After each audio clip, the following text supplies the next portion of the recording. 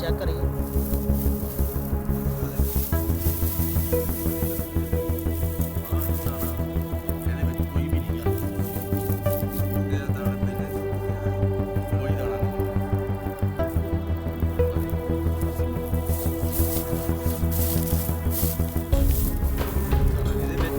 दाना बढ़िया ही नहीं, बढ़नी नहीं, कभी नहीं मिल गई, एक भी दाना है नहीं।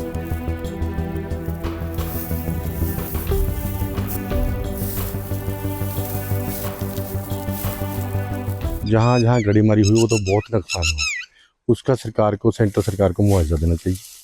क्योंकि ये अब वोटां के दिन है, ये इलेक्शन के दिन में भी किसी से किसान की नहीं सुनी गई तो फिर कब सुनाएंगे। देखो किसान धरना लगा के बैठे हैं, वहाँ पर भी उसकी कोई सुनवाई नहीं हो रही। अब इलेक्शन के दिन है, यहाँ पर इतना नुकसान हो रहा है। अब देखो पहली जो बारिश हुई उससे देखो दाना बिल्कुल भी, एक भी दाना नहीं है। देखो आपके सामने मैं मसलता हूँ, कुछ नहीं निकलेगा छिट्टे में। तो ऐसा जो नुकसान होता है ज़मींदार को, किसी गल की कोई बुराई नहीं होती। किसान का कर्जा जब सर होता है सिर्फ इसी वजह से होता है, जब फसल मर जाता है उसके बाद में कोई कर्जा मोड़ा नहीं जाता। और भी किसी आगे और कितने खेत हैं आपके जिसकी फसल जो खराब हुई है, कौन सी फसल है? देखो गेहूं की फसल है, इसमें बिल्कुल तैयार बैठी थी, और जहाँ पर गड़ेमारी हुई है वहाँ पर कुछ भी नहीं बचा, सब दाना गिर गया। जो पहली बारिश हुई थी और अंधेरी आया उसमें ये जो दाना आपको दिखाई रहे हैं, ये बिल्कुल भी एक भी दाना नहीं इसमें पड़ा, सब खाली है। कितनी फसल खराब हुई है? देखो 10 एकड़ थे हमारे, तो 10 एकड़ थे, बाकी जो किसान है उसकी तो सबकी है ना। जितना भी गेहूं है उसका नुकसान काफ़ी ज़्यादा हुआ है। कितना टोटल नुकसान हो गया?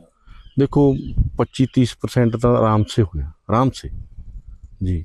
तो सरकार को क्या कहना चाहते हैं? हम तो ये कहना चाहते हैं कि सेंट्रल सरकार को, देखो अब इलेक्शन है जी, इलेक्शन के दिन में भी नई किसान की सुनेंगे और किसान कहाँ जाएगा, क्या करेगा।